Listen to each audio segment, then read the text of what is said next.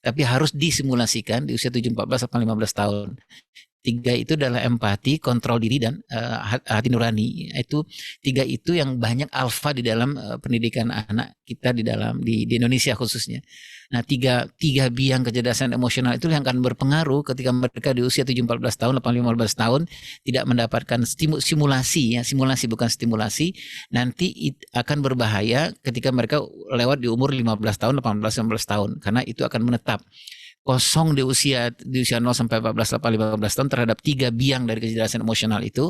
Maka anak kita akan menjelma nanti ketika dia besar, dia nggak punya kontrol diri yang kuat gitu ya. Kalau dia nggak punya kontrol diri yang kuat, yang itu yang terjadi ya, dia nggak kuat menghadapi uang yang banyak atau perempuan atau yang lain-lain. Jadi teman-teman yang melihat Allah SWT, ayah bunda, berikut ini saya mohon maaf, ini sangat sederhana sekali yang saya mau sharekan screennya untuk bahan diskusi kita saja gitu ya, diskusi tentang peran dari ayah gitu.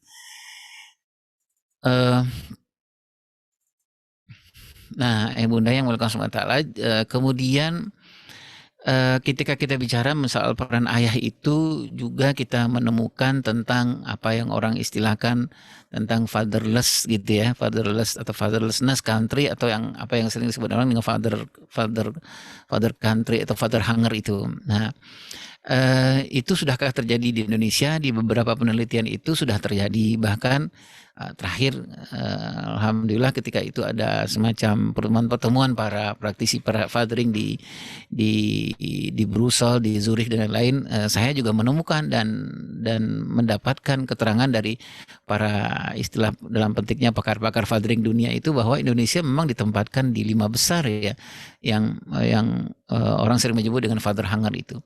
Ini agak lucu nih ayah bunda ya.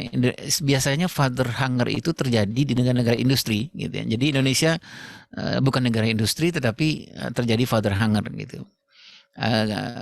Apa penyebabnya gitu, nanti kita diskusikanlah insyaallah ya bunda. Nah, kita mau bicara tentang kuatkan peran ayah gitu. Nah, peran ayah kita, kenapa alasan kita bicara ini saya sering menyebutkan ini, saya ngambil beberapa alasan-alasan kenapa kita harus membicarakan peran ayah ini, karena memang Allah sudah mengingatkan kita bahwa nggak boleh ninggalin anak lemah gitu ya teman-teman ya. Teman-teman justru ini mungkin jauh lebih mengerti tentang saya dan dari saya. Jadi nggak boleh ninggalin anak lemah. Nah, lemah itu bukan secara fisik ya pengertiannya, tapi secara psikologis gitu. Nah, di fathering itu kita mengenal anak yang lemah itu seperti ini. Ya, jadi usia biologisnya lebih maju dari usia psikologisnya. Jadi anaknya sudah umur 15 tahun, umur 18 tahun secara fisik, tetapi perkembangan psikologisnya itu nggak seperti anak umur 15 tahun atau 18 tahun. Mungkin seperti anak umur 10 tahun atau anak umur 9 tahun.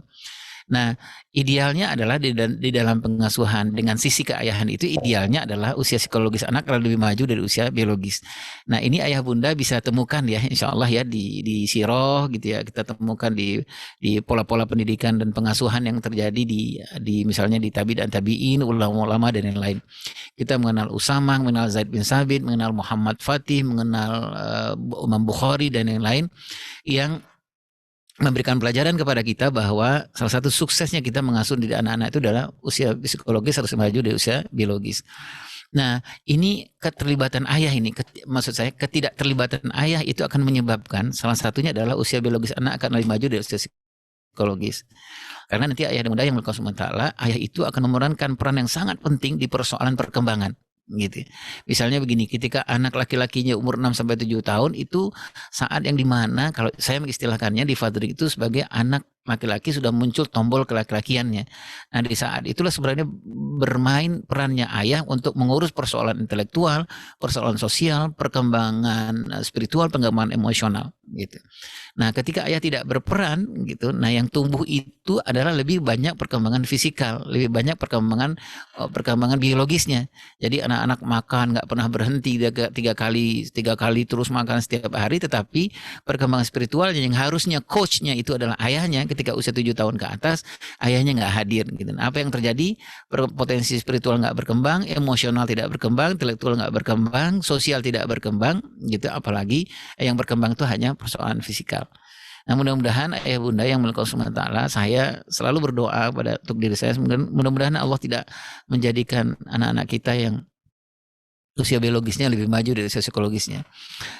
Ayah bunda yang melakukan Sumatera ini sudah terjadi juga kalau kita melihat di Kemenak itu, data-data dari Kemenak itu persoalan orang bercerai gitu ya, kan 85% di Indonesia itu kaum ibu yang mengajukan perceraian. Nah banyak alasannya, salah satu alasannya adalah karena ibunya itu, si istri itu udah nggak kuat gitu ya, bersuamikan secara biologis itu umurnya 40 tahun, tetapi secara psikologis umur suami itu 25 tahun. Jadi menyelesaikan masalahnya seperti orang umur 25 tahun.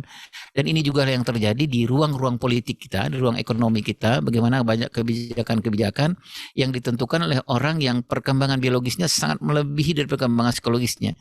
Misalnya di badan-badan legislatif gitu, mereka lebih banyak berbicara mengetengahkan lebih banyak pertimbangan itu biologisnya daripada usia psikologisnya. Itu alasan yang pertama, ayah bunda. Nah yang kedua adalah alasan yang saya dapatkan juga dari flyernya yang ditulis juga, flyernya disuruh ini, bahwa Allah mengingatkan kepada kita bahwa peliharalah dirimu dan keluargamu dari api neraka. Nah, para mufassirin menyampaikan ini ayat lebih banyak ditujukan kepada para ayah gitu. Nah, apa yang harus dijaga itu yang pertama adalah bahwa anak itu amanah ya. Mudah-mudahan kita sudah sepakat ya. Amanahnya ada dua, amanah pertumbuhan dan amanah perkembangan yang nanti kelak kemudian hari akan dipertanggungjawabkan. Nah, ayah bunda yang dimuliakan SWT, tadi saya sudah menyebutkan ada 5 fondasi yang kita lebih banyak kita kuatkan kepada anak kita. Ada fondasi spiritual, emosional, sosial, intelektual, dan fisikal. Nah dari 5 amanah tadi itu, satunya lebih mengarah kepada pertumbuhan dan 4-nya mengarah pada perkembangan.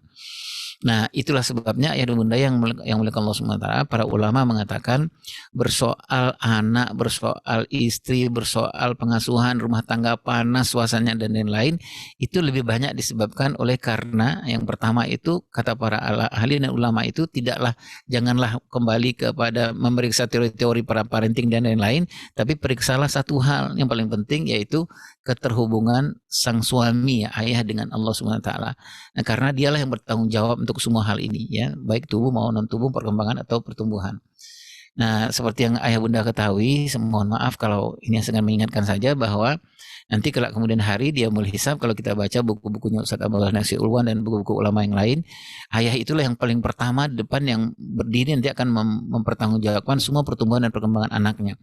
Bahkan ada buku yang menerangkan bahwa pertanggungjawaban nanti itu sesuai dengan tahap perkembangan. Nah ya misalnya gini ayah bunda, nanti saya ini akan ditanya gitu, anakmu di umur 0 sampai 2,5 tahun kamu pernah membaca nggak misalnya An-Nahl 78 gitu ya. Nah, itu yang berkembang itu adalah pendengaran, penglihatan, kemudian hati nurani.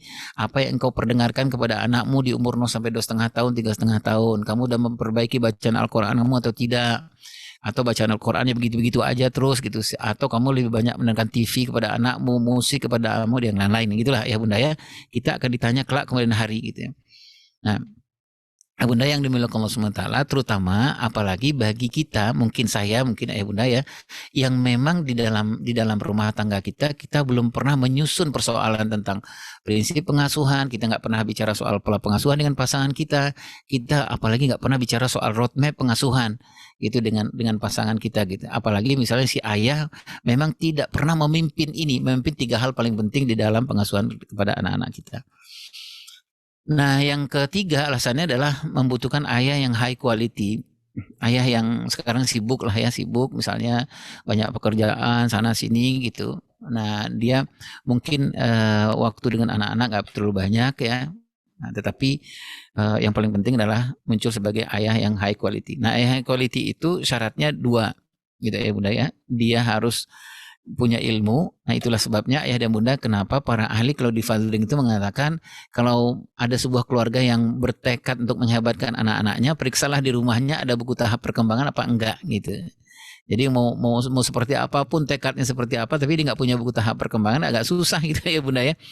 Saya sering, kalau saya contohkannya begini gitu, misalnya handphone saja gitu, saya beli handphone gitu, jadi saya harus tanya kepada pemiliknya gitu, yang jual handphone. Kalau cuma dikasih handphone tok gitu saya nggak mau terima gitu. Saya harus ini mana kertasnya gitu, apa manualnya, nah gitu ya bunda ya, manualnya gitu. Kata si penjual handphone, kenapa sih Ayah Irwan harus harus ada manual-manual segala gitu loh. Nanti saya nggak tahu cara masang baterainya gimana, kalau rusak keyboardnya gimana gitu. Itu baru handphone kan Ayah Bunda ya, baru handphone kita butuh manual booknya gitu. Ini anak yang kelak kemudian hari kita akan berdiri sendiri saja, nggak dengan orang lain, tidak dengan yayasan, tidak dengan grup, tidak dengan apa-apa, sendiri saja akan mempertanggungjawabkan ini gitu. Bayangkan sebuah rumah tangga kita nggak punya buku tahap perkembangan dan kita nggak tahu ini anak kita umur 4 tahun apa yang terjadi sama anak kita nggak tahu gitu ya. Anak kita 7 tahun ini mau diapain gitu kita nggak tahu. Nah itulah sebabnya ayah atau bunda yang high quality itu bunda yang memang ayah bunda yang kalau Ustadz Fatih akan menyampaikan itu harus ada di rumah itu dia mengenal tentang tahap perkembangan anak-anaknya. Ada satu contoh yang menarik ayah bunda yang melakukan ta'alam. Mungkin bunda juga sudah paham, nih ayah sudah paham.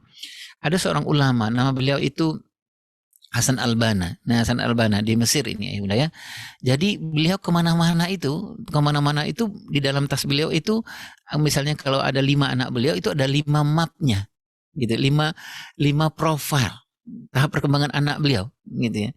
Jadi ini kebayang dengan kapasitas beliau yang ulama yang begitu luar biasanya, itu masih kemana-mana. Jadi misalnya pergi jauh lah, pergi dakwah kemana, naik mobil, naik kereta, dalam waktu kosong, buka satu-satu file anaknya. Misalnya gitu ya Bunda ya. Wah anak umur 15 tahun tuh buka. Anak 15 tahun itu perkembang sosialnya gimana ya? Oh ya. Jadi kalau gitu nelpon ke anak 15 tahun, nggak boleh nanyain gimana udah sholat apa belum, atau apa gitu. Ya Bunda gitu. Jadi sedemikian luar biasanya ketika ditanya ke Hasan Al-Banna ini ya Syekh gitu, kenapa sih kapasitas seperti engkau ini masih bawa buku tahap perkembangan gitu kepada anak? Beliau jawabnya ada 2 yang sangat menyentuh gitu jawaban beliau. Yang pertama beliau jawab bahwa kenapa saya mementingkan mengetahui apa yang terjadi di anak-anak saya karena saya nggak kuat nanti dia mau hisab menjawab semua pertanyaan-pertanyaan Allah karena anak ini amanah Allah.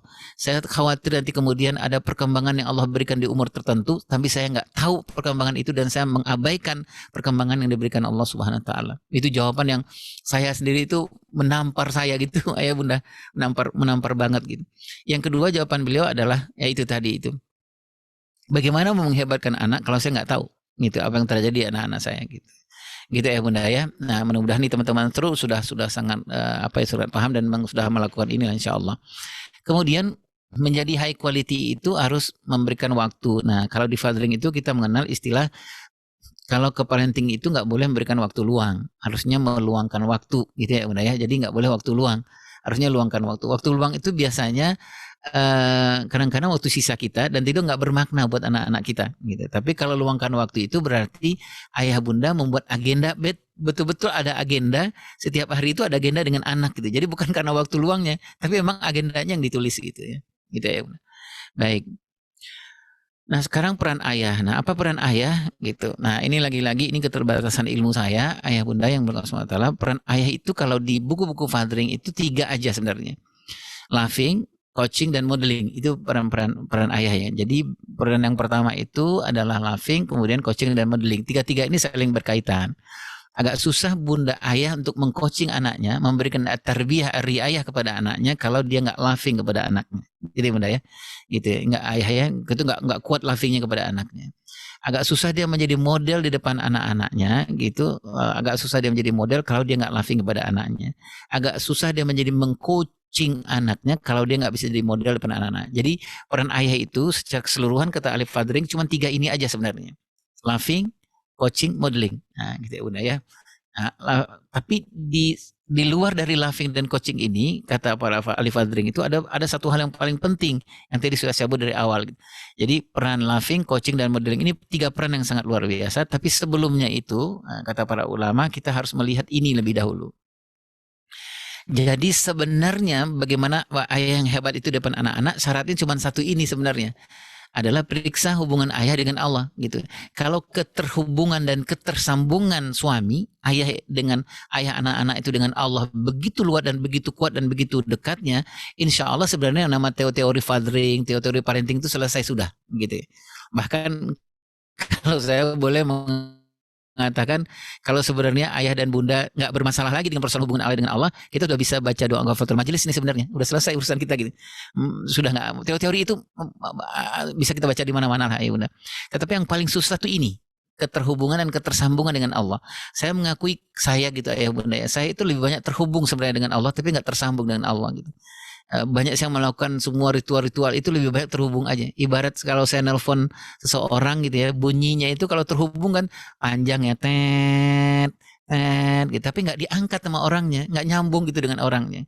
Dan itu yang sering banyak ya. Salat saya lebih banyak terhubung tapi nggak tersambung gitu ya. Bagaimana saya membaca Al-Fatihah gitu terhubung dengan Allah, tahu saya artinya, tetapi saya nggak bisa mengeluarkan air mata saya, nggak seperti ayahanda Abu Bakar As-Siddiq gitu ketika membaca Al-Fatihah itu butuh waktu yang lama gitu.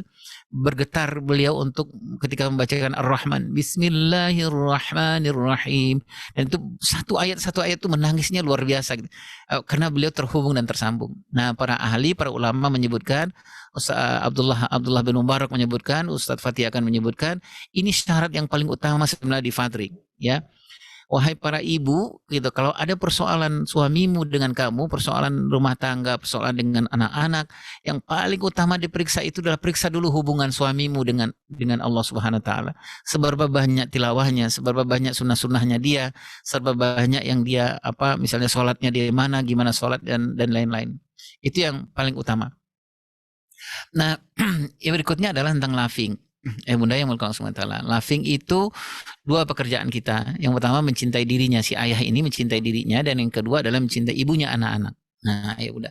Mencintai diri sendiri itu kalau di fathering itu adalah salah satu tugas dari ayah yang menjalankan peran loving ini adalah kalau dia menjadi ayah mencintai dirinya itu adalah ayah yang suka bermuhasabah dan kemudian redho dan ikhlas mengakui hutang-hutang pengasuhannya dan kemudian dia bayar hutang pengasuhan itu. Gitu ya bunda ya. Misalnya apa? Saya misalnya adalah seorang ayah yang nggak suka fight gitu. Utang pengasuhan saya itu adalah flight.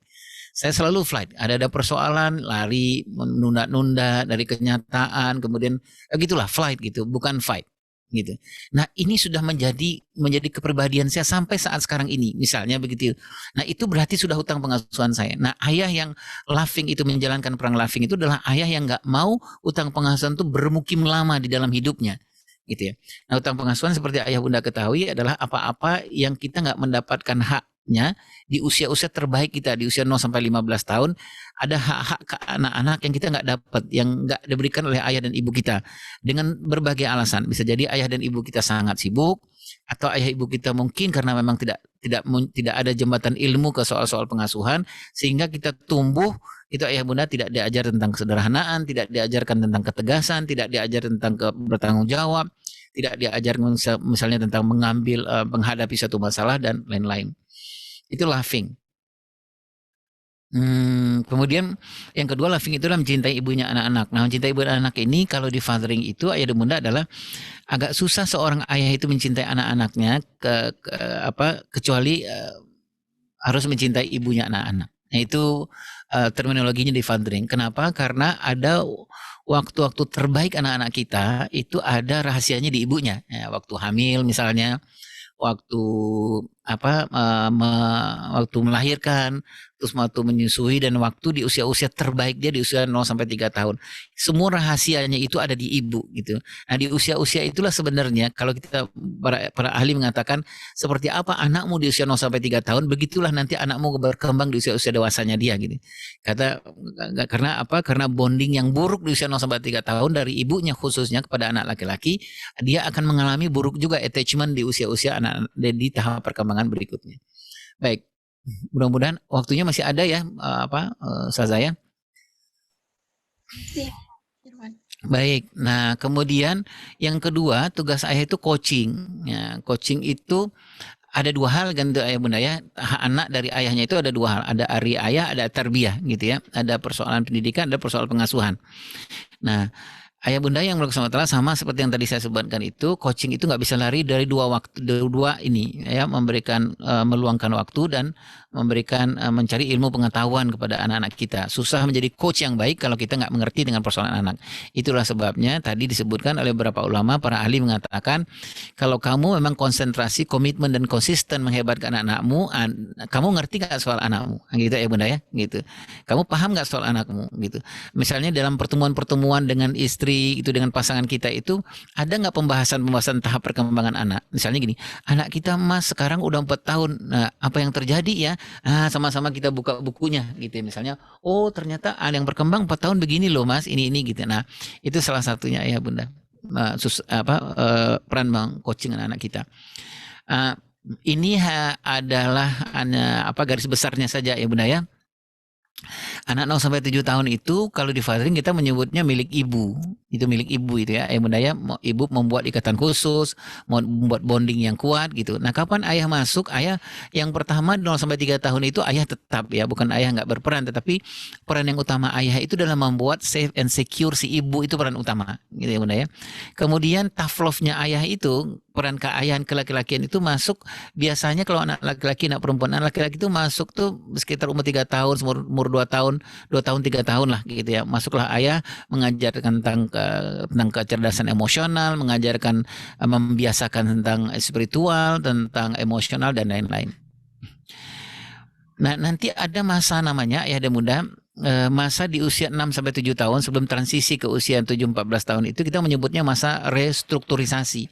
Restrukturisasi itu adalah masa di usia 6 sampai 7 tahun saat kita, para ayah khususnya, untuk memeriksa apa yang kurang-kurang di anaknya di umur 0-6 tahun. Gitu ya Bunda ya. Nah, kalau biasanya di fathering kita menyebutnya 5 saja bahan evaluasi kita. Yang pertama itu evaluasi kehangatan, apakah anak kita optimal kehangatannya atau tidak. Kemudian kedekatan secara fisik, kedekatan secara psikologis, kemudian keterikatan dan keterlibatan. Nah, evaluasi 0 sampai 7 tahun, di usia 7 tahun harusnya ayah mengevaluasi. Ini 5 ini udah dapat belum? Sudah optimal belum anak-anak kita? Gitu ya Bunda ya. Baik. Kemudian tugas ayah lagi itu misalnya sering ayah bunda yang maaf ini ya, kalau ayah bunda pastilah ayah bunda sudah melakukannya. Biasanya ayah itu nanti fathering itu akan masuk lewat misalnya anak-anak umur 3 tahun itu 4 tahun sudah main gulat-gulatan itu.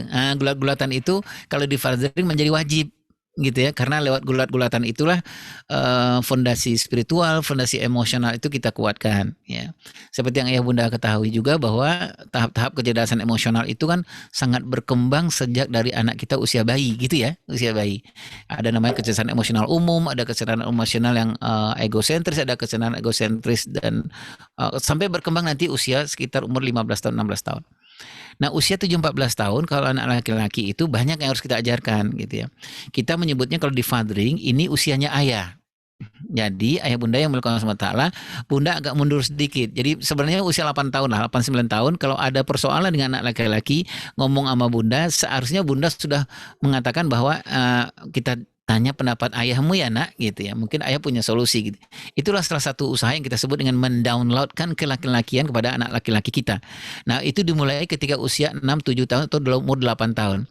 Nah, di sanalah mulai persoalan yang father hunger itu, ketika di usia 7-14 sampai 15 tahun antara ayah dengan ibu itu prinsipnya berbeda gitu ya, atau ayahnya nggak terlibat sama sekali di usia 7-14 sampai 15 tahun.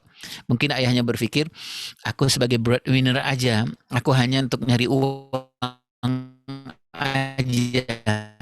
Kamu urusan-urusan anak, agama anakmu, sekolah anakmu itu urusan kamulah, kata si suami ya. Nah, itulah embrio dari father hunger itu sebenarnya yang terjadi di usia 7-14 tahun. Kenapa? Karena di usia ini anak laki-laki kita sudah membutuhkan ayahnya. Itu apa yang dia butuhkan? Mengajarkan kelaki-lakian, mendownloadkan kelaki-lakian pada anak laki-laki kita. Nanti ayah bunda di usia ini, di usia 7-14 tahun itu kita bagi dua nanti ayah bunda. Ada masa simulasi namanya. Kalau di usia 0 sampai 7 tahun itu kita menyebutnya masa stimulasi dan amunisi. Kemudian 7-14 tahun, 18-15 tahun itu masa simulasi. Simulasinya ada dua. Ini yang harus dikuasai oleh para ayah. Simulasi namanya simulasi pertama perkenalan. Simulasikan berbagai kelaki-lakian tapi tidak mengenal, tidak, kalau ada konsekuensi itu belum konsekuensi mutlak. Nah, gitu ya. Jadi kalau nanti di umur 10 sampai 15 tahun atau umur 2 digitnya dia anak laki-laki itu mengajarkan simulasi, tapi simulasi yang berkonsekuensi gitu ya Bunda. Nah, anak-anak sudah harus mengenal konsekuensi. Disinilah membutuhkan ayah yang laki-laki. Nah, di sini biasanya para ahli mengatakan, wahai para istri, periksalah suamimu laki-laki apa enggak, gitu ya. Karena kalau suamimu enggak laki-laki, nanti sayang anakmu, gitu ya. Anakmu laki-laki, nanti diajarkan tidak disimulasikan oleh laki-laki, gitu. Apa yang terjadi ketika dia umur 15 tahun ke atas, anak laki-laki kita enggak mendapatkan secara optimal tentang kelaki-lakian. Mungkin laki-laki secara fisik, tetapi perkembangannya tidak laki-laki, gitu ya. Tidak susah mandirinya, banyak ngeluhnya, tidak bertanggung jawab dan lain-lain. Baik, ayah bunda yang dimuliakan Allah Subhanahu wa taala, anak perempuan juga seperti ini, ayah bunda ya, seperti anak laki-laki, tapi khususnya di usia 8 sampai 15 tahun. Nah, ini teman-teman turun yang harus menerangkan ini kepada saya sebenarnya. Karena kalau bicara soal menjadi real umi, harusnya memang anak perempuan kita harus kita wanti-wanti benar di 14 sampai 15 tahun ini, jangan sampai anak perempuan kita tidak diperempuankan. Nah, gitu. Nah, kalau kita baca buku Tarbiyatun Nisa itu, anak 14 sampai 15 tahun itu memang harus mendapatkan stimulan 4 perempuan dunia akhirat gitu yang ada di hadis Rasulullah SAW. Jadi usia 14 tahun, 15 tahun anak perempuan kita harus kita latihkan, kita simulasikan bagaimana keterampilan kehebatan Bunda Maryam binti Imran, kehebatan keterampilan Bunda Fatimah binti Muhammad SAW, keterampilan kehebatan Bunda Khadijah binti Khuwailid, dan kehebatan Bunda Aisyah binti Muzahim istrinya Fir'aun. Jadi ayah dan bunda yang memuliakan Allah SWT, baik di rumah dan di sekolah, yakinkanlah kalau menghebatkan anak perempuan kita kelak kemudian hari akan melahirkan real umi itu. Salah satu memang harus kita lihat seperti apa proses pengasuhannya di usia 14 tahun, 8 sampai 15 tahun. Jadi kalau sekolah itu harus mengenalkan 4 perempuan ini, gitu ya. Kalau keterampilan maksudnya, kalau di rumah juga harus mengenalkan, gitu. Saya kalau di sekolah saya nih, bunda, mohon maaf nih, ada sekolah saya sangat sederhana lah di daerah Cibinong. Kalau anak perempuan kelas 5, kelas 6 itu, ya bunda, yang pertama pagi-pagi itu dia nggak langsung datang ke sekolah, tapi dia pergi ke hadonahnya dia, ke anak TK. Jadi dia dipersaudarakan dengan anak TK, dan kemudian pagi hari itu dia harus melatih keibuannya dulu. Nah, ya bunda ya, gitu. Kemudian dia datang ke anak TK, dia bilang, Assalamualaikum adek, adek bahagia nggak pagi ini, gitu. Aku kata adeknya aku sedih, gitu. Oke nak, gitu. Oke adek, apa yang bisa ayah kakak bantu tak? Tapi salah satu pelatihan keterampilan menjadi Maryam binti Imran, menjadi seorang ibu, gitu ya, latihan menjadi seorang ibu. Nah, ya bunda yang memuliakan Allah Ta'ala, mungkin ya, saya tidak menyebutnya Ghazul Fikri, tapi mungkin ini terjadi di kita, gitu ya. Ketika anak laki-laki kita umur 8-15 tahun, kita memang tidak memberikan kekoaman itu, pelatihan kekoaman itu, gitu, kepada anak laki-laki kita, gitu ya. Ayah mungkin kadang-kadang tidak hadir, tidak membuatkan ketegasan, melatihkan ketegasan-ketegaan, dan anak perempuan kita juga di umur 8-15 tahun mungkin banyak juga ya, atau sedikit lah dari kita yang kadang-kadang kita di umur usia anak 18 sampai 15 tahun itu dia nggak mengenal siapa itu Fatimah binti Muhammad SAW. Dia nggak mengenal siapa itu Khadijah binti Khuwailid. Dia nggak mengenal apa itu keterampilan dari seorang ibu. Ya, karena mungkin anak umur 8-15 tahun, anak perempuan kita kalau habis makan kadang-kadang kita yang nyuciin piringnya dia, gitu ya, atau kita bilang udah taruh situ aja, kamu ngerjain PR, gitu ya. Padahal itu momen sebenarnya untuk mengajarkan keperempuanan kepada anak kita. Dia harus melatih motorik halusnya, dia harus melatih sensitivitas seorang ibu, gitu ya bunda ya, menjahit, memasak dan lain-lain. Kadang-kadang kita berpikir, buat apa sih, udah kamu nggak usah bantu-bantu mama deh masak, gitu ya, kamu di depan aja ngerjain PR dulu, selesaiin. Padahal sebenarnya untuk dia hidup ke masa depan dia, ketika dia menjadi seorang istri atau apa yang teman-teman sebut dengan real umi, itu basicnya ada di usia-usia 7-14 tahun, 8-15 tahun. Siapa itu pemimpinnya? Ayah sebenarnya. Nah, karena di usia 7-14 tahun, 8-15 tahun itu anak perempuan kompetitifnya sangat tinggi, kooperatifnya sangat rendah. Nah, ibu bagi dia adalah kompetitor utama itu di rumah. Nah, makanya dia sangat dekat dengan ayahnya. Kalau anak laki-laki agak berbeda, kompetitifnya mulai agak turun itu di usia 7-14 sampai 15 tahun, kooperatifnya tinggi. Maka ayah adalah sahabat yang luar biasa. Makanya umur 8-15 tahun itu anak laki-laki dengan ayah itu yang paling hebat itu adalah mereka pergi outdoor activity yang banyak, gitu ya. Disitulah ayah melatihkan kelaki-lakian, traveling bersama, mancing bersama, goes bersama, futsal bersama. Disitulah yang namanya fondasi spiritual, emosional dan lain-lain itu oleh seorang ayah menerapkannya, mensimulasikannya kepada anak laki-laki. Anak laki-laki dan perempuan di usia 14 ke atas itu biasanya usia 13, 14 sampai 15 tahun itu kita nyebutnya masa transisi untuk mengalihkan caregivernya itu tidak lagi ayah dan ibunya, tapi kita sudah mengalihnya kan kepada orang lain gitu. Karena secara fitrah anak perempuan kita, anak laki-laki kita sudah membutuhkan ada pattern yang lain selain dari ayah dan ibunya gitu ya. Nah, itulah sebabnya kalau para ulama itu menyebutkan kalau punya anak perempuan, anak laki-laki usia 15 tahun, 14-15 tahun itu harusnya sudah dikenalkan dengan apa ya istilahnya, semacam halakoh gitu ya ayah bunda ya, semacam likoat gitu. Jadi dia sudah punya apa ya, kalau kalau orang fathering itu menyebutnya semacam klik gitu ya, sekitar 10 sampai 12 orang. Mereka sedang menyelesaikan masalah mereka dengan cara mereka gitu, di bawah pimpinan seorang murabi misalnya gitu ya bunda, seorang yang di atas dia lah umurnya gitu, yang memimpin likoat mereka itu. Baik. Kemudian yang ketiga modeling. Nah, modeling itu keteladanan bunda ya, keteladanan baik akal, jasmani dan rohani gitu dari ayahnya.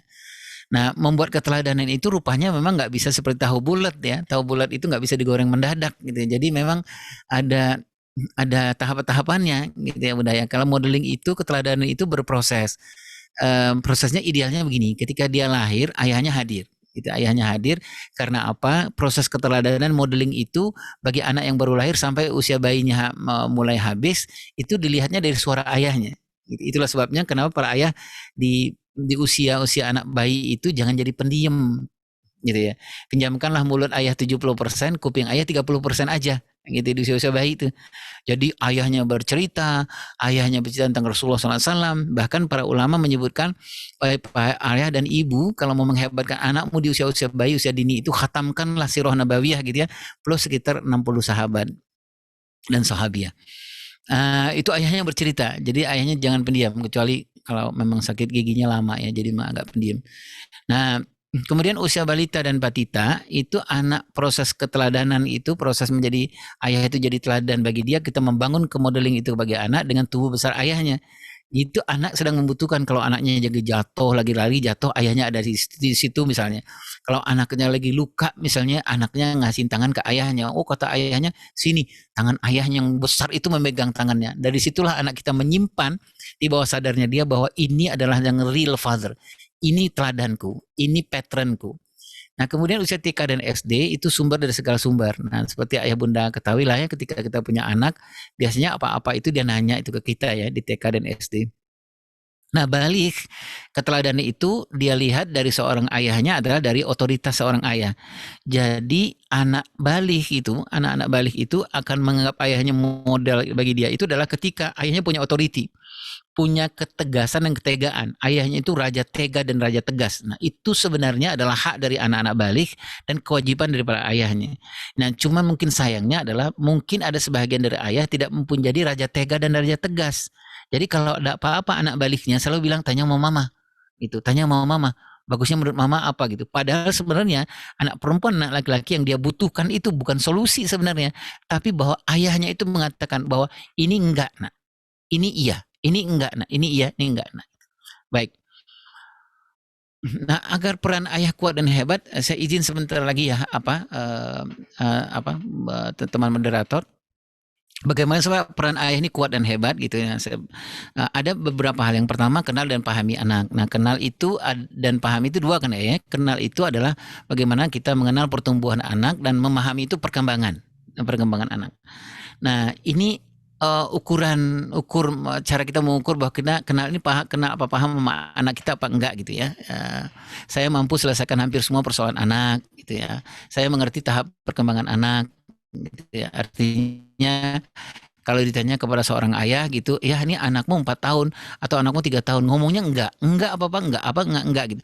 Kalau ayahnya bilang, ayahnya marah berarti dia nggak ngerti nih tahap perkembangan gitu ya. Tapi kalau anaknya bilangnya enggak gitu, dia bilang ya enggak apa-apa nak, nanti kalau kamu udah siap kamu bilang sama ayah ya. Berarti ayahnya memang mengerti dan memahami, mengenal dan memahami anaknya. Misalnya lagi ketika dia main gulat dengan anaknya gitu. 1 menit 2 menit lancar tuh main gulatnya. Tapi kalau 2 menit yang keempat kelima itu kakinya anak nendang pala bapaknya, apa nyekek bapaknya gitu. Kalau ayahnya nggak ngerti, ayahnya bales nih ke anaknya. Kenapa sih kasar-kasar banget gitu? Padahal sebenarnya itu adalah Allah sedang menyiapkan, mengajarkan tentang kecerdasan emosional sebenarnya di usia-usia itu gitu. Baik. Saya tahu apa perkembangan emosi setiap anak saya tahu do dan down setiap anak saya. Ini berhubungan betul dengan persoalan akidah, persoalan akhlak gitu, persoalan adab pada anak kita. Dan saya tahu apa yang harus saya lakukan 24 jam pada anak saya. Ini hanya ukuran idealnya ya bunda ya, ukuran apakah kita memahami, mengenal dan memahami anak-anak kita. Buat apa itu? Buat kita nanti menguatkan peran kita di dalam arya ayah dan tarbiyah anak-anak kita. Nah, yang kedua adalah komitmen. Jadi yang pertama itu adalah dalam memahami anak-anak, yang kedua adalah komitmen. Komitmen itu adalah ayah bunda kita mengatakan ke diri kita, mengatakan pada anak-anak kita, mengatakan pada pasangan kita, mengatakan kepada Allah bahwa I'm a father. I'm a father. I will stay a father. Gitu. Jadi mengatakan bahwa apapun kenyataannya, apapun kejadiannya, aku ini bapakmu. Aku ini bapakmu. Walaupun dalam pandemi ini kita susah ekonomi, susah apa, aku ini bapak. Itu komitmen. Ya, komitmen yang sering kata para ahli fadring itu sampaikan kepada Allah dan sampaikan kepada anakmu, sampaikan kepada istrimu. Kenapa sampaikan kepada Allah? Karena itu adalah bentuk komitmen kita untuk menjaga semua amanah Allah. Kenapa kita harus sampaikan kepada istri kita? Karena istri kita itu hunna libasul lakum antum libasul lahunna. Dialah yang Allah takdirkan untuk memelihara kita, aib-aib kita, menutup semua aib-aib kita. Kenapa kita harus sampaikan kepada anak kita? Yang pertama untungnya adalah bagi kita, supaya kita bisa mengingat bahwa kita ini adalah ayah dalam segala musim, segala cuaca. Nah, bagi anak-anak kita ketika kita menyampaikan komitmen itu adalah bagi dia merasa secure ya, merasa nyaman. Nah, ini ukurlah komitmen ayah. Ini pertanyaan begini ayah bunda ya, apakah ayah mengejar komitmen ayah secara agresif, memikirkannya tiap hari dan mengatakan kepada anak-anak gitu ya? Apakah ayah memonitor motivasi ayah ketika komitmen ayah rendah? Ya, bunda ya. Apakah ayah mencari narasumber agar komitmen ayah tetap tinggi? Nah, gitu ya bunda ya. Ini mengukur komitmen kita setingkat apa? Apakah ayah mencoba membandingkan antara komitmen ayah pada anak dengan komitmen ayah dengan kantor? Nah, gitu ya bunda. Ini sebenarnya menampar saya. Ini saya komitmen ke kantor itu luar biasa memang, takut ini, tapi komitmen kepada anak terlambat mendapatkan apa dari kita, saya memang agak terlalu naif tuh dengan persoalan gitu. Apakah ayah percaya diri mengatakan bahwa antara gelar sebagai ayah dengan peran sebagai ayah sudah sesuai? Nah gitu ya bunda ya, apakah komitmen ayah akan muncul ketika ada tantangan keayahan? Maksudnya begini, ketika tantangan pandemi, ekonomi sulit dan lain sulit itu, komitmen ayah turun apa enggak? Nah gitu ya bunda. Baik. Berikutnya gimana caranya untuk supaya menghebatkan komitmen kita? Nah, para ahli fadring mengatakan sampaikan kepada Allah komitmen ayah itu.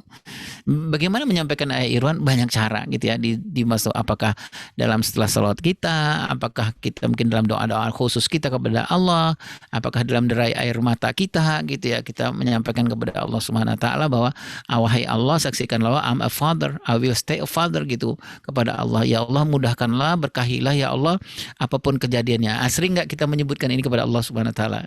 Para ahli mengatakan seringlah menyebutkan ini kepada Allah supaya menguatkan kita, membuat motivasi kita menjadi tinggi terus. Katakan kepada anak bahwa ayah gampang diakses. Ini penting nih ayah bunda ya. Katakan kepada anak tentang komitmen kita, bantu aktivitas anak, dan kemudian komit dengan 7 peran ayah. 7 peran ayah ini ada berbeda nih. Para ahli banyak yang mengatakan ayah itu harus menjadi seorang orang tua, dia harus menjadi seorang ayah, menjadi seorang motivator, menjadi seorang fasilitator, menjadi seorang advisor, dan kemudian bisa menjadi seorang entertain gitu. Nah, komitlah dengan 7 peran ayah ini. Maksudnya gini ayah bunda, kalau ada saatnya anak kita, ketika kita berhadapan dengan anak kita memakai topinya sebagai seorang ayah. Ada saatnya kita memakai topi sebagai seorang guru. Ada saatnya kita memakai topi sebagai seorang entertainer gitu ya bunda ya. Baik. Nah, yang ketiga adalah konsisten. Nah, konsisten ini terus menerus ya. Kalau istilahnya teman-teman seru itu istimroriyah kali ya. Jadi komitmen itu istiqomah dan istimroriyah gitu teman-teman ya. Istimroriyah itu adalah kita terus menerus melaksanakan semua yang sudah kita komitkan. Ya, semua yang sudah kita komitkan, yang sudah menjadi komitmen kita. Dan ini ukurannya. ukur konsisten ayah gitu ya, seberapa tinggi konsisten ayah. Saya konsisten meski mood lagi tidak baik, saya tetap bisa bersamai keluarga dalam semua keadaan. Saya tipe ayah suka menjaga janji, saya adalah ayah yang patuh kepada jadwal harian yang sudah disepakati dengan keluarga. Jadwal harian ini kapan ya Irwan? Nah, teman-teman seru biasanya dalam kajian kan sering mengatakan bahwa misalnya ada family time atau family meeting gitu. Yang family meeting itu biasanya kalau di fathering, anak-anak punya anak 15 tahun ke bawah atau 12 tahun ke bawah, biasanya family meeting itu 2 kali dalam sebulan gitu ya. Tapi kalau anak-anak 15 tahun ke atas itu biasanya sebulan nggak apa-apa. Nah, di family meeting itulah kita share tentang jadwal harian kita gitu. Ayah ini kegiatannya hari ini, pekan ini begini-begini, dan kamu di mana kita bisa ada irisannya, pertemu apa, kita bisa ada waktu yang sama, kemudian melakukan hal yang sama. Nah, apa yang harus kita lakukan supaya konsistensi kita ini menjadi kuat? Jaga janji, kawal kata-kata ayah. Jaga janji ini gimana Ayah Irwan gitu? Bisa jadi mungkin gini, saya orang yang pelupa dengan apa yang sudah saya sebut gitu. Ya sudah ditulis aja gitu. Toh di rumah kita masing-masing kan ayah bunda kan punya ya, ada papan apa namanya itu ayah bunda? Papan yang di traffic, semua traffic itu ada di situ, terus ada papan gitu ya. Ya papan, semua orang bisa nempelin apa-apa di situ gitu ya. Nempelin kalau anaknya udah nggak ketemu dengan ayahnya, ketemunya malam, terus anaknya kangen sama ayahnya, nempel tulisan gitu ya, Dad I love you gitu misalnya gitu ya, ada pengumuman atau apa gitu. Nah, ditempel di situ aja gitu ya. Kemudian kawal kata-kata ayah, prioritaskan gitu ya, prioritaskan banyak sekali hal-hal yang paling penting dalam hidup kita, tapi kita harus prioritaskan mana yang mendesak, mana yang perlu, mana yang penting, mana yang tidak. Family time tadi sudah saya sebut ya. Kemudian ini yang kelima ya, mencintai ibunya anak-anak agar peran kita cukup, peran ayah berperan kuat dan hebat. Nah, tadi sudah saya sebutkan.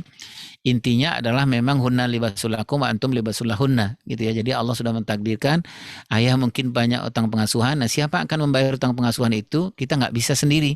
Ayah butuh teman. Nah, siapa teman itu? Allah berikan pakaiannya. Nah, makanya si ayah bilang kepada istrinya, wahai dek, kamu ini pakaianku. Kamulah penutup aib-aibku di dalam pengasuhan kepada anak-anak.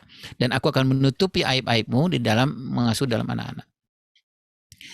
Nah, di dalam hubungan suami istri itu, kalau di fathering kita mengenalnya dua yang harus kita periksa. Yang pertama itu namanya relasi pernikahan. Nah, si pernikahan ini seperti misalnya seperti apa sih keadaan pernikahan kita sekarang ini gitu ya, seberapa jauh sih, seberapa dekat sih intimasi kita gitu, seberapa jauh sih komitmen kita berpasangan, atau jangan-jangan memang cintanya sudah mulai pudar gitu, atau jangan-jangan rumah tangga ini udah dilaksanakan dengan cara acting aja gitu, acting bahagia. Sebenarnya udah masalah nih sebenarnya di rumah tangga kita ini. Kenapa kita bicara relasi pernikahan? Karena relasi pernikahan sangat berkaitan dengan relasi pengasuhan. Hubungan suami istri yang tidak terlalu baik itu akan terlihat bagaimana dia mengasuh anak-anaknya gitu ya bunda ya. Nah relasi pernikahan itu ada 3 hal gitu ya, prinsip pengasuhan, pola pengasuhan, dan roadmap pengasuhan. Prinsip pengasuhan itu adalah suami istri bukan menyepakati, harus sama prinsip pengasuhan itu dalam Islam. Misalnya ada 10 ya atau 14 prinsip pengasuhan. Anak itu amanah, anak itu tanggung jawab, anak itu takdir. Kemudian anak itu solehkan dulu apa pintarkan dulu gitu ya. Kalau prinsip pengasuhan, solehkan dulu baru pintarkan. Kebayanglah kalau ada suami istri yang prinsipnya nggak sama. Ya anak-anak umur dini itu pintarkan dulu baru solehkan, kata suaminya. Istrinya bilang enggak mas, harusnya solehkan dulu baru pintarkan. Nah prinsipnya sudah berbeda gitu. Pasti berpengaruh kepada pola asuh. Nah kalau pola asuh itu adalah daily activity ya, daily pengasuhan hari-harian, yang menurut emak saya nggak usah disamakan tapi disepakati aja gitu ya, karena bapak dan ibu pasti berbeda cara pola asuhnya gitu. Nah sekarang sepakati aja cara membangunkan anak, pola membangunkan anak kita sepakati, modelnya seperti apa, cara mendisiplinkan anak modelnya seperti apa, sepakati aja gitu ya. Yang jadi tantangan kita adalah pola pengasuhan ini nggak pernah dibicarakan antara ayah dan ibunya, cara mengapresiasi anak, cara menghargai anak dan lain-lain. Kemudian yang terakhir adalah roadmap pengasuhan. Nah, roadmap pengasuhan ini seperti yang ayah bunda sudah lakukan sehari-hari, kan nggak boleh by accident, harusnya adalah by design harusnya, karena memang sudah selesai nih. Roadmap pengasuhan itu sudah Allah tetapkan gitu ya. Allah mengatakan innallaha astafa Adam wa Nuhan wa ala Ibrahim wa ala Imran. Jadi kalau ngasuh ada roadmap pengasuhan anak laki-laki itu gini loh gitu ya. Ngasuhnya seperti Nabi Ibrahim, ayahanda Ibrahim. Kalau anak perempuan seperti ayahanda Imran. Sudah ada roadmapnya gitu ya. Nggak boleh kita bikin-bikin sendiri. roadmapnya anak laki-laki itu ujungnya harus jadi koam. Jadi si suami sama istri bilang, nih anak laki-lakimu dek, gitu, anak laki-laki kita ini ujungnya harus jadi Ishak dan Ismail loh ya, gitu ya. Nah, bagaimana caranya? Ada 3 tahap perkembangan. Nanti kalau masuk TK, masuk SD-nya, pilihlah sekolah yang juga mengerti tentang roadmap pengasuhan anak laki-laki, gitu. Jadi jangan lihat fasilitasnya, tapi lihatlah sekolahnya ngerti nggak? Ini anak laki-laki mau diapain, gitu. Anak perempuan mau diapain, tahu ngerti nggak, gitu. Nah itu roadmap pengasuhan. Nah biasanya ayah bunda relasi pengasuhan 3 ini, prinsip pengasuhan, pola asuh dan roadmap pengasuhan ini biasanya sudah disepakati di 5 tahun awal pernikahan kita, gitu ya. Di awal 5 tahun pernikahan itu sudah si suami sudah membuat semacam roadmap, mengatakan roadmap pernikahan kita. Roadmap pernikahan kita gini loh deh, ujungnya itu Ra'ad 23. Jadi aku nanti akan bertanggung jawab bagaimana supaya nanti kayak kamu, aku, anak-anak semuanya akan ujungnya akan ketemu di Ra'ad 23 gitu. Nah roadmap pengasuhan juga sudah diawali gitu, mulai di 5 tahun awal pernikahan gitu, sebelum punya anak.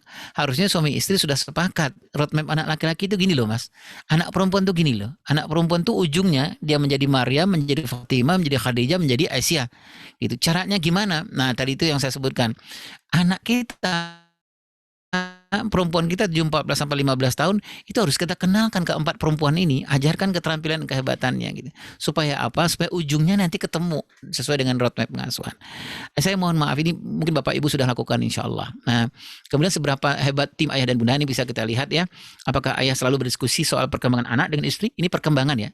Apakah ayah selalu diskusi soal masalah anak dengan istri? Ya, perkembangan itu dan kemudian berbeda dengan persoalan masalah. Apakah ayah diskusi roadmap masing-masing anak dengan istri? Jangan-jangan kita mau milih memasukkan anak kita ke SD ini, pilihannya apa? Berdasarkan roadmap pengasuhan kah? Atau berdasarkan bahwa, oh di sini AC di ruangannya ada 5 loh dek gitu. Atau di sini playgroundnya itu luas loh dek gitu. Bukan itu pertimbangan kita. Apalagi saya yakinlah teman-teman di SRU juga sudah mengkampanyekan persoalan roadmap pengasuhan ini, karena banyak sekali kita yang terjebak ke persoalan fasilitas gitu, padahal dalam terbiah itu bukan fasilitas yang lebih dahulu ya bunda. Baik, apakah ayah diskusi soal kendala ayah dalam pengasuhan anak dengan istri? Nah, bagaimana kita supaya kuat tim kita itu mengulang-ulang terus bahwa kamu pakaianku deh, aku pakaianmu, tunjukkan rasa sayang, as time. Nah, kalau saya mudah-mudahan kita sama ya di seru ya. Kalau di funding itu ada kita perbedaan sedikit tentang as time dan couple time gitu. Jadi kalau as time itu lebih banyak pertemuan suami istri, lebih banyak membahas persoalan pengasuhan. Kalau couple time itu pembahasannya di dalam kamar, itu dikunci kamarnya. Itu couple time gitu. Nah kemudian berbagi hadiah. Nah yang paling penting itu adalah menjalankan 15 sunnah Rasulullah SAW. Mudah-mudahan ini kalau teman-teman tuh udah hafal di luar kepala lah ya insya Allah. Karena membicarakan soal hubungan suami dan istri itu salah satunya adalah bagaimana kita melakukan sunnah Rasulullah. Ada persoalan suami istri, lakukan 15 sunnah Rasulullah SAW gitu. Apa itu ya sunnahnya? Seperti apa ya? Mudah-mudahan saya masih ingat ya. Misalnya mendekap, mencium, memandang dengan lembut, kemudian membagi hadiah, kemudian memeluk, kemudian ajak jalan-jalan, terus ada banyak hal yang lain ya. Mengucapkan salam ya. Jadi kalau mau menghebatkan rumah tangga itu kata Rasulullah, salam asal kalau ada suami baru pulang ke rumah itu salamnya jangan asal-asalan gitu ya. Karena kalau salamnya asal-asalan nanti nggak membuat hubungan yang kuat antara suami dan istri. Jadi salam itu assalamualaikum karena itu doa ya. Gitu ya. Baik.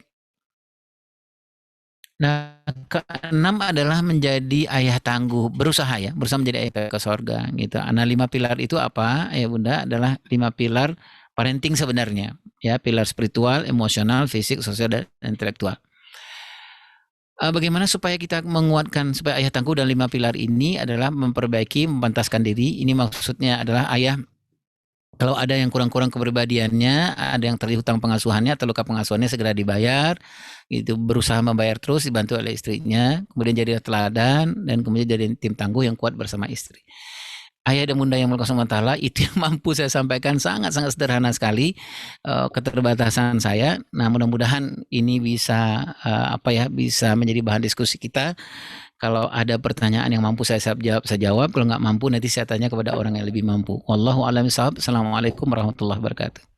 Waalaikumsalam warahmatullahi wabarakatuh. Terima kasih banyak Ayah Irwan atas materinya yang sangat berdaging sekali ya. Di sini Masya Allah sekali. Di mana peran ayah ini memang benar-benar sangat krusial dan sangat penting untuk kemajuan keluarga dan juga perkembangan anak-anak kita. Amin, amin. Insya Allah. Ini ada pertanyaan Ayah Irwan. Iya, mengapa? Melalui direct message. Tadi disampaikan hubungan ayah anak berkaitan dengan kedekatan dengan Allah. Bagaimana kita memaknai beberapa nabi dan rasul yang sangat dekat dengan Allah, tapi anaknya tidak baik? Iya, jadi ini pertanyaannya adalah persoalan nubuwiyah ya gitu. Kalau saya sih berpikirnya yang pertama ini pembicaraan kita itu kalau itu kan ada hak-hak khusus yang diberikan oleh Allah Subhanahu wa taala kepada para nabi ya, para rasul ya. Itu agak susah kita membicarakannya kenapa misalnya ada kedekatan dengan Allah ternyata anaknya tidak gitu. Tapi itu kita bisa melihat mungkin ibroh itulah yang Allah berikan kepada kita gitu. Ibroh untuk pelajaran buat kita bersama-sama gitu. Mungkin gitu Ustazah. Oke, jadi diambil ibrohnya ya Ustaz ya, Iya. tadi kondisi seperti bagaimana Nabi yang memiliki putra-putra yang mungkin tidak baik atau mungkin tidak memiliki hubungan Allah, maka kita ambil dari betul. Oke, buat teman-teman yang mungkin memiliki pertanyaan atau ingin menanyakan langsung, boleh silakan untuk raise hand atau silahkan ketik di kolom chat. Ini ada pertanyaan dari Hijabers Mom Pusat. Assalamualaikum Ustadz Irwan. Sejak ada pandemi, banyak anak-anak yang tiba-tiba kehilangan sosok ayah atau ibu atau keduanya. Tiba-tiba orang tua maupun anak menjadi linglung. Bagaimana Ustadz menyikapi ini? Iya, saya malah berpikir gini ya, yang pertama saya bukan ustadz ini, saya jadi berkeringat dingin dipanggil ustadz nih. Yang saya berpikir justru sebenarnya dalam pandemi ini adalah skenario Allah sebenarnya untuk mengembalikan peran ya, gitu, untuk mengembalikan peran gitu. Kita si ayah bekerja di rumah, si ibu bekerja di rumah gitu, untuk mengembalikan fitrah sebenarnya, gitu ya. Fitrah ayah dikembalikan, fitrah ibu dikembalikan. Jadi dalam pandemi ini kalau ada anak-anak yang kehilangan ayah itu yang saya timbul pertanyaan, jadi kemana itu ayah dan ibunya gitu. Cuman menurut hemat saya adalah perlu mungkin paradigmanya kita kembalikan gitu, bahwa di zaman pandemi semacam ini justru sebenarnya ada saat kita untuk mengembalikan fitrah kita, peran ayah dan peran ibu kepada anak-anak kita. Nah, jadi kalau pertanyaannya gimana kalau anak-anak yang kehilangan itu, ya saya berpikir kembali ke itu ya, kembali ke paradigma ya menurut hemat saya, kembali kepada sebenarnya tugas kita apa sih, memang punya anak tuh apa sih sebenarnya gitu. Tadi yang seperti saya bicarakan dengan teman-teman gitu, sebenarnya kita tanya nih, kita punya anak ini, kenapa sih tega ninggalin anak di usia-usia terbaiknya yang Allah berikan gitu ya. Jadi kembali lagi menurut saya adalah kepada cara pandang, kepada paradigma kita, dalam rangka apa sih kita punya anak gitu. Atau misalnya kepada ayah gitu, dalam rangka apa sih ayah kemudian pergi ninggalin anak-anak untuk nyari uang tuh buat siapa, buat makan anak kita kan, tidak hanya untuk makan tapi untuk perkembangan anak kita gitu ya. Nah, mungkin ya ayah bunda, jawaban saya adalah kembali kepada persoalan ini kan, persoalan paradigma ya, persoalan kepada cara pandang kita, cara berpikir kita. Nah menurut hemat saya marilah kita berpikir sebenarnya apa sih, dalam rangka apa sih kita punya anak, dalam rangka apa sih Allah mentakdirkan amanah anak itu kepada kita, dan amanahnya itu memang sesuai dengan tahap-tahap perkembangannya. Misalnya begini, kalau anak amanah Allah yang Allah sudah sampaikan misalnya di usia 0 sampai 6 tahun 7 tahun, Allah menyampaikan ini di An-Nahl 78 itu. Wa ja'alakum sam'a wal absara wal afidah. Wallahu akhraja min butuni ummahatikum la ta'lamun syai'a. Wa ja'alakum sam'a wal absara wal afidah. Punya anak 0 sampai 7 tahun, jangan pernah main-main yang 3 halnya dia gitu, pendengaran, penglihatan, hati nurani gitu, ya Bunda. Nah, kembali menurut hemat saya, siapa yang bisa melakukan ini? Enggak ada selain dari ayah dan bunda. Gitu. Nah, mungkin gitu ya, Ustazah yang apa yang harus dilakukan menurut saya harus kembali memang. Jangan saya khawatirnya begini, jangan-jangan pandemi ini cara Allah sebenarnya untuk mengurangi semua kemaksiatan yang kita lakukan, kezaliman yang kita lakukan terhadap anak-anak kita gitu. Dengan cara apa? Caranya memang Allah nggak bisa kita kemana-mana. Kembali ke anakmu, karena ini yang nanti akan dipertanggungjawabkan oleh Allah kepada Allah Subhanahu wa taala. Wallahu a'lam bishawab. Terima kasih banyak Kak Irwan atas jawabannya. Mungkin ini pertanyaan tambahan dari Hijabers Community. Jadi dimaksud dengan meninggalkan adalah anaknya yang mendahului orang tuanya. Lalu bagaimana mungkin sikap kita untuk mempersiapkan anak kita bahwa tidak selamanya kita sebagai orang tua bisa menemani tumbuh kembang anak kita. Afwan. Sekira meninggalkan anak itu yang meninggal beneran ini. Jadi kan kepada anak-anak kita itu kan ada prinsip yang sering disebut di fathering itu kita menyebutnya dengan knowing, feeling, dan acting, atau dalam bahasa kita itu, bahasa parenting kita itu sering menyebutkannya adalah tahu, yakin, amal. Jadi untuk membuat anak-anak kita itu mengerti dan misalnya paham bahwa nanti tinggal dia misalnya nggak terlalu sedih dan lain-lain, itu prosesnya nggak bisa langsung gitu ya. Seperti yang saya sebut itu nggak bisa seperti tahu bulat gitu. Anak kamu, ayahmu meninggal karena itu adalah milik Allah, udah kembali kepada Allah. Nggak bisa buat anak-anak gitu. Jadi kalau begitu ada 2 tahap gitu yang harus dibutuhkan oleh anak-anak kita. Yang pertama, ngasih tahu, yang kita sering sebut dengan knowing itu. Ngasih tahu itu apa? Siapkan dari sekarang bahwa ada kematian, sampaikan ke dia kematian, ada perpisahan. Nah, bagi anak-anak di proses knowing ini banyak hal yang kita bisa kerjakan, misalnya berkisah, menceritakan tentang banyak sekali kejadian-kejadian di zaman Rasulullah SAW, zaman sahabat, zaman sahabiah. Basic of knowledge ini banyak caranya. Kalau bagi anak 0 sampai 7 tahun, kita menyebutnya cara berimajinasi, berkisah, mendongeng, dan lain-lain. Bagi anak 7, 14 sampai 15 tahun, role play. Cara knowing itu role play gitu ya. Jadi misalnya begini, simulasikan dengan anaknya, misalnya ibu, kalau nanti suatu saat, misalnya nih Bang, Mas, misalnya kita lagi makan nih, kalau ibu tiba-tiba ibu udah nggak ada gitu misalnya, itu apa yang harus kamu lakukan gitu? Apa yang pertama lakukan? Itu simulasi namanya, role play gitu ya. Nah, bagi anak, bunda, ayah yang umur 15 tahun ke atas gitu mempersiapkannya adalah dengan role being. Role being itu adalah ketika masih lengkap semua gitu. Nah, kita bilang sama anak kita gitu ya, yang umur 15 tahun ke atas, role being itu dia menjadi siapa, misalnya ayahnya meninggal gitu ya. Dia menjadi ayahnya gitu. Misalnya begini, kalau nanti ayah meninggal nih Bang, atau Mas gitu, atau Mbak gitu ya. Nah, apa yang harus kamu lakukan? Kamunya jadi ayah. Gitu. Kita menyebutnya jadi role being. Nah, itu proses knowing, proses jadi tahu. Yang kedua, ayah bunda, perlu juga kita latihkan kepada anak kita yang namanya feeling itu. Feeling itu yakin.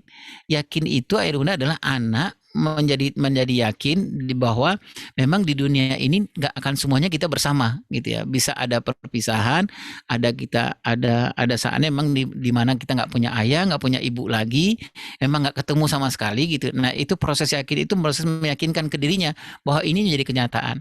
Nah, biasanya ayah bunda kalau proses tahu dan yakin itu, proses knowing dan feeling itu kuat, bagus gitu.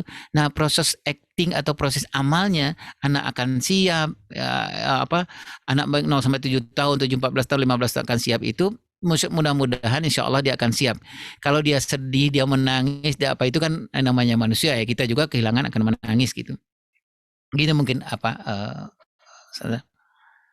jazakallah khairan. Saya mengambil contoh misalnya gini. Saya ini udah besar ya, udah tua gitu. Saya sendiri sebenarnya ketika saya kehilangan istri saya gitu, itu yang saya lupa gitu ya. Saya lupa ketika beliau masih hidup, beliau juga kena COVID. Saya mau lupa menyiapkan basic of knowledge saya gitu, bahwa saya mengira bahwa saya akan bersama terus dengan istri saya gitu. Itu nggak ada basic saya bahwa satu saat di kamar ini saya nggak akan menemukan suaranya, nggak mendengar suaranya, nggak akan mendengarkan manja-manjanya dia sama saya, apa dia ngambeknya sama saya, itu lupa, knowing itu lupa saya bangun gitu. Nah, saya lupa, dan kemudian saya lupa menekankan diri saya gitu. Bagaimana saya lupa?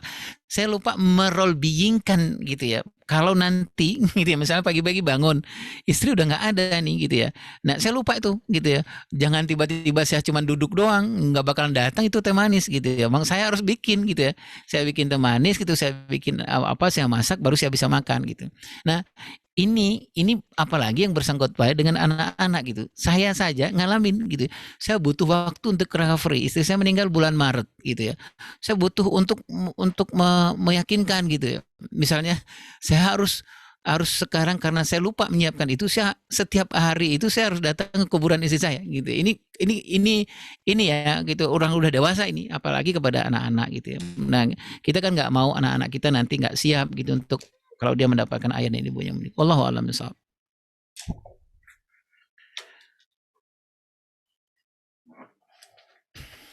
Masya Allah, jazakallah Ayah Irwan atas jawabannya. Jadi sebenarnya mungkin di masyarakat ini agak tabu ya, ya Ayah kalau misalkan ngomongin tentang kematian. Karena kayak Iya, supaya orang tua yang meninggal nih, padahal sebenarnya itu adalah pembahasan yang penting untuk menanamkan knowing dan juga feeling kepada iya. anak. Jadi sebenarnya proses knowing itu ada di saat anak kita di usia kita mulai itu misalnya ketika ada di tahap tertentu anak-anak kita di usia 0 sampai 6 tahun itu yang sering kita sebut di usia-usia bayinya dia itu yang kosong isi ya. Teman-teman pernah ya punya anak itu mungkin dia buka lemari kita, kemudian ada pakaian dikeluarin semua, dikeluarin semua gitu. Nah, kemudian udah kosong diisi lagi sama dia gitu. Itu sebenarnya adalah saat dimana mengenalkan persoalan bahwa ada satu saat kamu nggak punya gitu, kamu nggak ada sama sekali, atau mengenalkan bahwa yang ada itu bakalan nggak ada gitu ya. Ayah Irwan pertanyaannya ngerti nggak anak-anak kita? Nggak ngerti, tapi dia akan nyimpen itu gitu ya. Seperti yang ayah bunda ketahui bahwa prosesnya itu proses stimulasi dan amunisi. Masukin aja. Nanti berkembang anak-anak kita. Mungkin ayah bunda yang sudah punya anak 0 sampai 6 tahun itu ada saatnya dia main-main tarik-tarikan apa mobil-mobilan itu. Kalau umur-umur tertentu itu harus kelihatan talinya gitu ya. Tapi umur tertentu itu tali itu dia masukin ke bawah karpet gitu ya. Terus talinya hilang gitu ya. Di ujungnya ada talinya, ada mobil-mobilan di ujung sana gitu ya. Itu tahap di mana memang sangat penting kita untuk mengenalkan persoalan-persoalan ini kepada anak kita. Itulah sebabnya tadi saya menyebutkan perlunya mengenalkan do dan don't gitu ya di umur-umur itu soal akidah, soal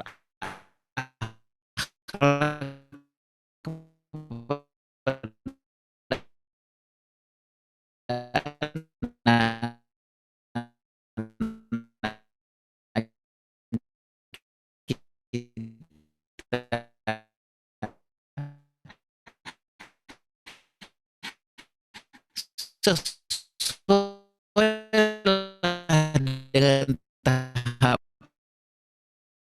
nih jangan jangan masih nggak peduli gitu, nggak bisa kalau ranah pengetahuannya nggak kita berbesar gitu ya bunda. Wallahu a'lam. Terima kasih banyak Ayah Irwan. Semoga menjawab pertanyaannya ya tadi ya dari Hijabers Mom Community. Nah, kemudian ada yang sudah raise hand, ada Mbak Ika Kartika Sari.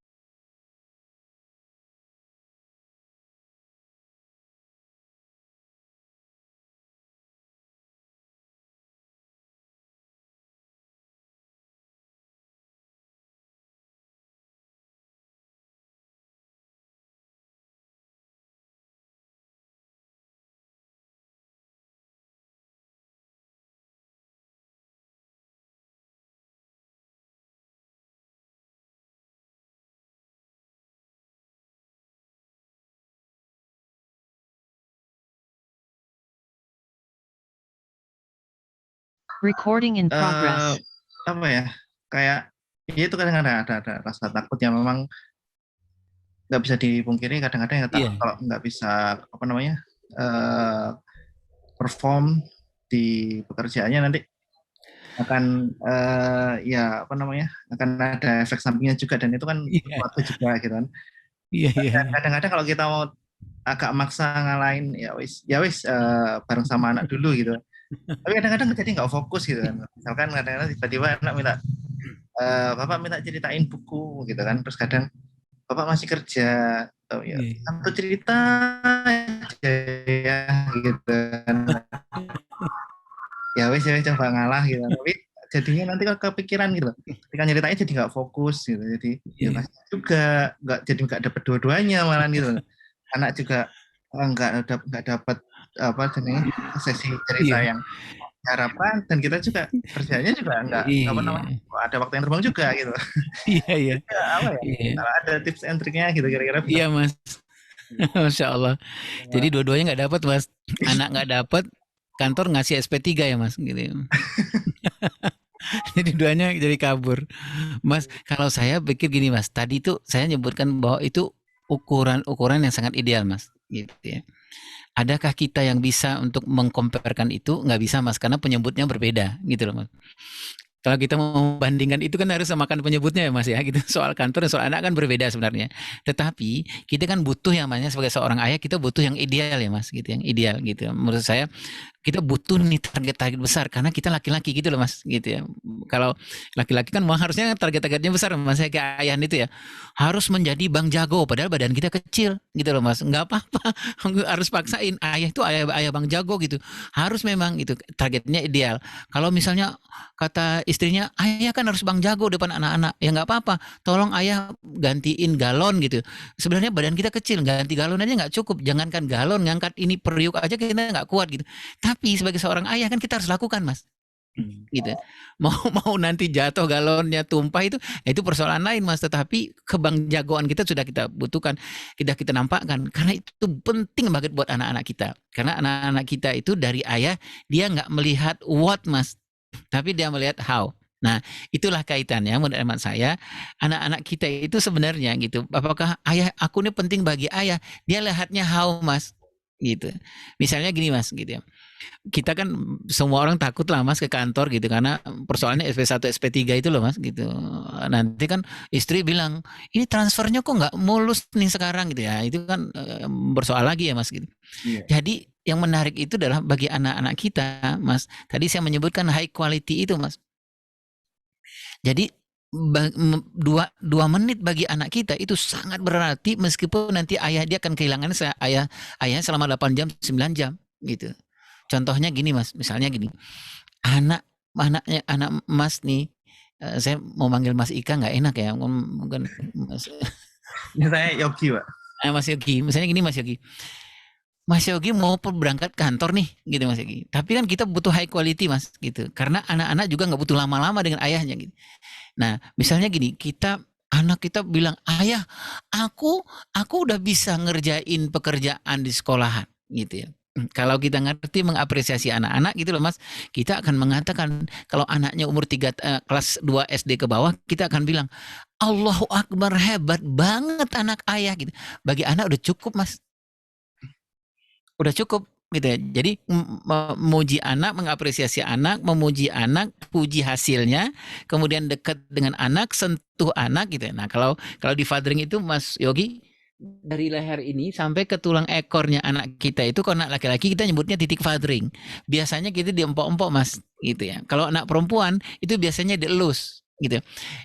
Kalau kita melakukan itu cuma 2 menit. Jadi misalnya dia bilang, ayah, aku udah bisa ngerjain yang semua yang diperintahkan sama guru gitu. Kemudian ayah handphonenya disimpan, kemudian ayah jangan jauh, kalau secara teori jangan lebih dari 45 cm. Gitu kepada anak kita, pegang pundaknya, ayah mengatakan ya Allah, Allahu Akbar, bangga betul anak ayah ini hebat, sudah selesai dipompok, selesai.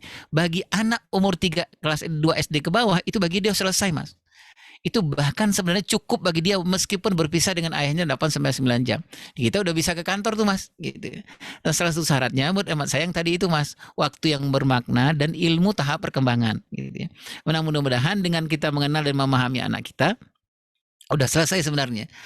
Kemudian misalnya gini Mas Yogi, datang lagi nih anak kita kelas 4 SD ke atas, dia bilang ya gitu, padahal kita lagi banyak kerjaan nih gitu, lagi ngetik gitu ya, aku tuh bisa membantu temanku ya, membantu temanku kan ayahnya itu udah nggak kerja karena pandemi.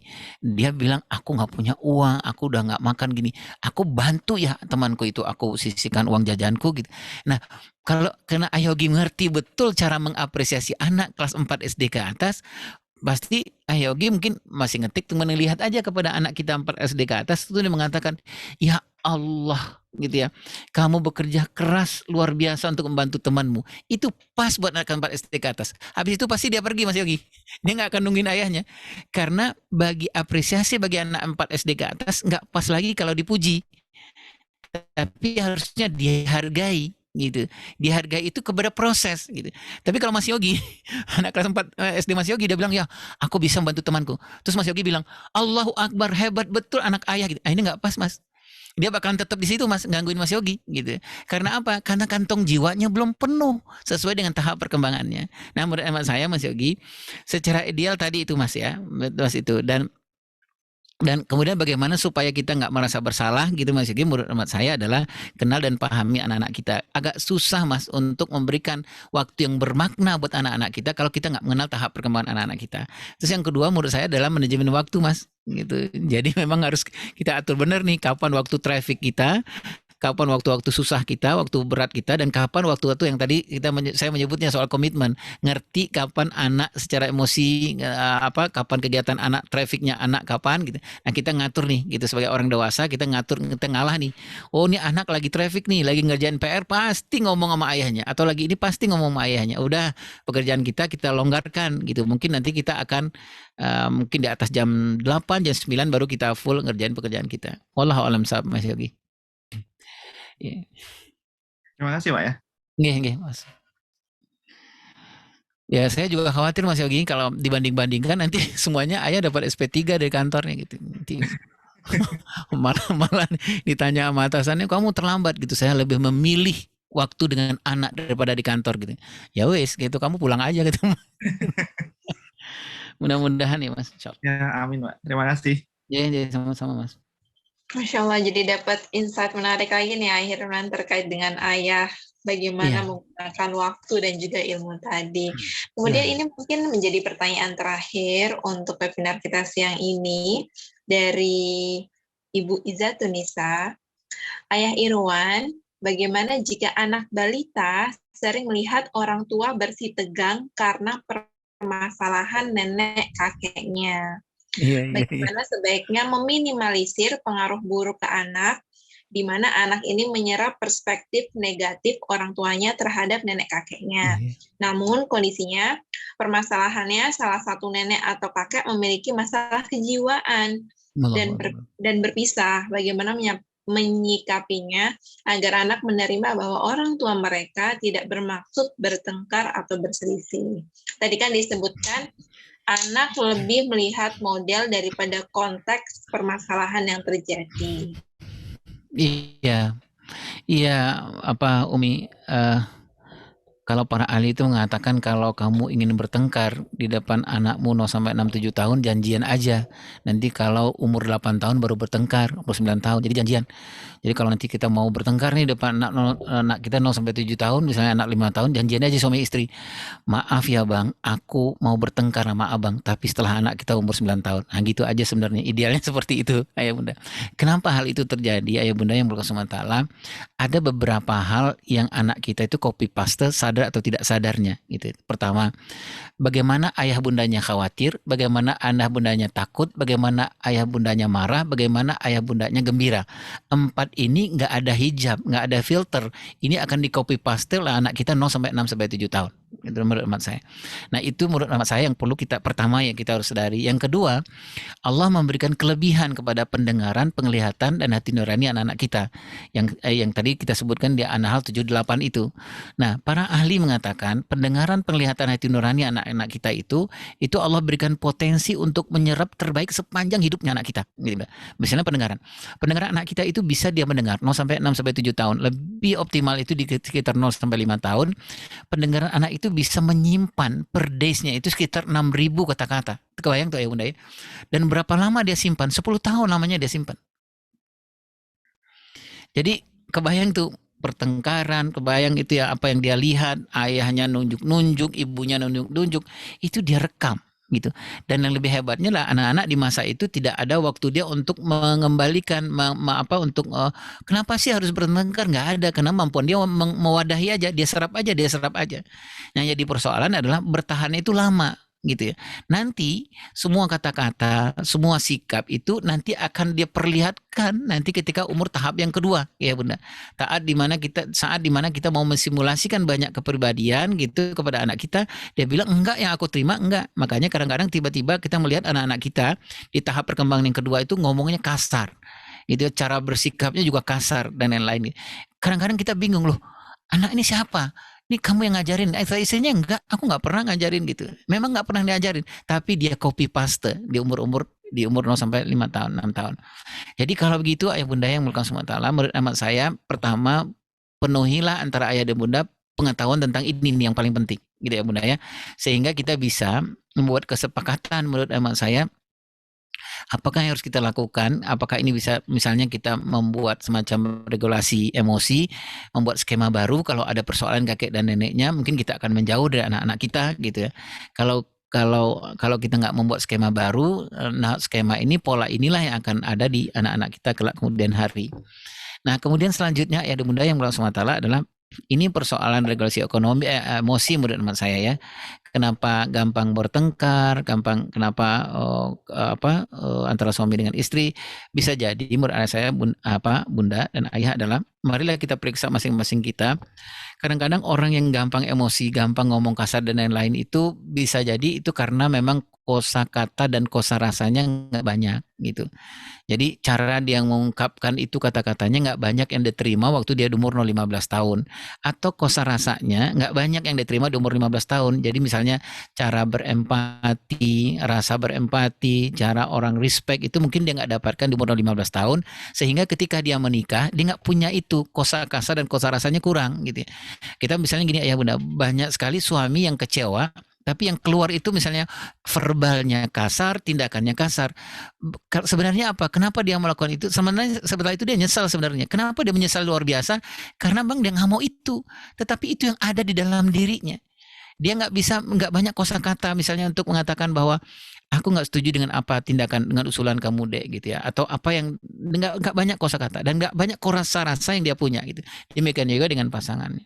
Nah, ayah bunda yang mulia SWT, bagi anak-anak 0 sampai 7 tahun menurut hemat saya memang adalah tadi itu kita kembali yang berikutnya adalah mengasih tahu kepada anak-anak kita kondisi seperti apa nenek dan kakeknya. Dan kemudian mungkin ayah dan bunda adalah yang paling penting itu adalah membuat kesepakatan apa yang harus kita lakukan kepada kakek dan nenek kita kalau dalam keadaan seperti ini gitu. Wallahu a'lam bishawab. Terima kasih banyak Ayah Irwan atas penjelasannya dan jawabannya. Semoga terjawab ya, Ibu Izzatun Nisa.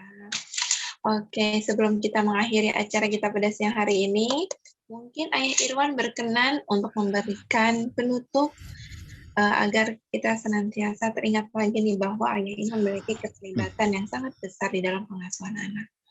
Iya, sebagai closingnya yang pertama saya minta maaf kalau ada yang salah-salah, ada yang khilaf saya, kurang-kurangan saya tolong dimaafkan. Yang kedua itu adalah ayah nggak ada kata terlambat, nggak ada benang yang kusut yang nggak terurai, nggak ada jalan yang tidak berujung. Menurut saya tugas kita adalah do the best, let's Allah finish it. Jadi lakukanlah kebaikan-kebaikan.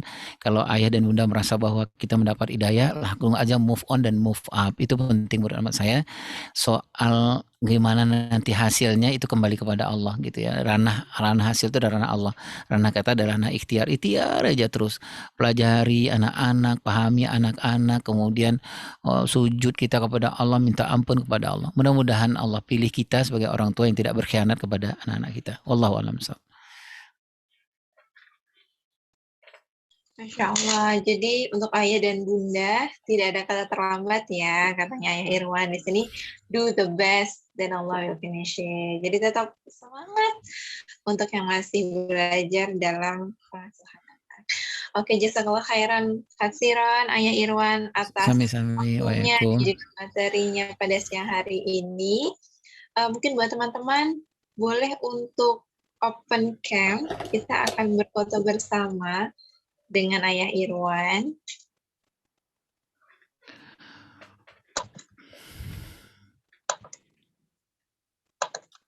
Oke, silakan yang masih close cam bisa di open cam dulu.